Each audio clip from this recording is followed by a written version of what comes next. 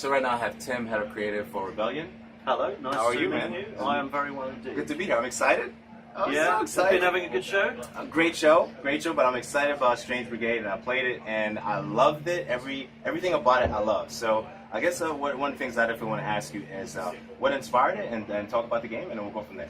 Sure. Well, I mean, I think as you would have noticed, it's got a particular kind of tongue-in-cheek sense of humour to it. I think, and one of our key inspirations is the sort of media, pulp media of like time when the game is set, like 1930s, 40s. The game's set in the 30s, but we're kind of going back to that early kind of Saturday morning matinee movie serial kind of vibe, and the boys' own novels of the time, and those kind of things that were in some ways kind of like the computer game equivalents of their time, I suppose. Those are what the kids were doing, and it just felt right to us because we're having we're having fun with an action adventure in Egypt, and it's kind of fantastical, and it just adds a nice layer to it to give it that sense of like how it might have been portrayed at the time in the adventure. Right, I love it. So talk about the characters and their classes and how they differ from one another.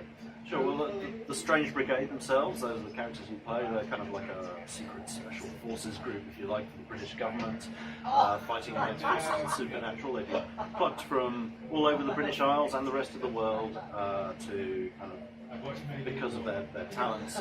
So we've got four very distinctive characters in the game. We've got Frank Fairburn, who's an expert with a rifle. We've got Grayson Braithwaite, who's a tough northern lass, and she's shotgun specialist, and we've got Nalangu Rashida, who's actually a Maasai warrior, and last but not least, we've got the Archimedes de Cripps, Professor Archimedes de Quincy. He's like an Oxford scholar, archaeologist, kind of brain type, but also good with a machine gun. And they've all got their own special powers and abilities as well. So are they all equipped with grenades? Because I know the main character, the engineer, was using.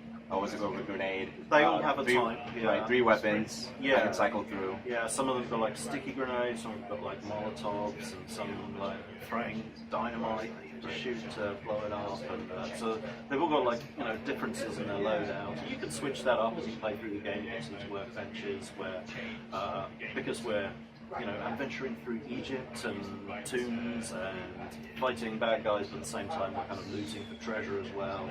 So you can spend that gold on upgrading your weapons and improving your loadout.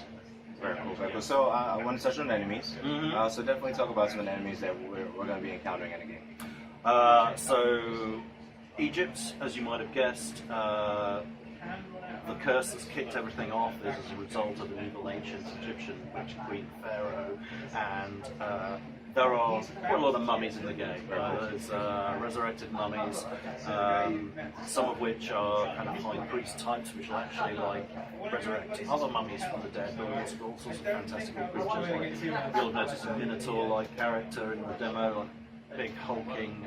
He's actually a bull god. It's the champion of Apis. And at the very end of the day, you may have noticed that there was a giant Anubis statue kind of making an entrance. We cut away before letting you get to play that, but that's something I'll have to wait for the full game for. There's all manner of other enemies on the game, some of which will be like throwing spears and flaming arrows at you, and ranged weaponry. Others they'll be running and attacking you with swords and shields, and they'll be armoured. And we're having a lot of fun with it. It's a bit of a switch up from Sniper Elite, where it's all kind of serious, like World War II kind of. We're just sort of taking the gloves off and having a bit of fun.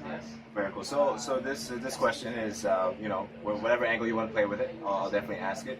Anything that you want to highlight that I haven't mentioned or asked that you definitely want to make sure that the world knows about. I think the thing absolutely that's important to know is that it's a cooperative experience. You can play it in single player as well, which is a huge amount of fun. You can play it with 1 to 4 players and come on. You're a brigade after all, and there's nothing better than playing with friends. That's something we've found in online games, or Sniper Elite, Zombie Army, and Battlezone. This is very much grounded in that playing together kind of fun. And it's coming out on PC, Xbox One X, and PlayStation 4, PlayStation 4 Pro. And any timetable for that? We're in alpha at the moment. It's coming together really well. We're so pleased with the reception we're getting at E3. Beautiful Everyone game. seems to be really enjoying it. But we're releasing it when it's ready. Very cool. I can't give you any more specifics than that, I'm afraid. Thank you so much for your time today. Absolute I appreciate pleasure. it. Thank you.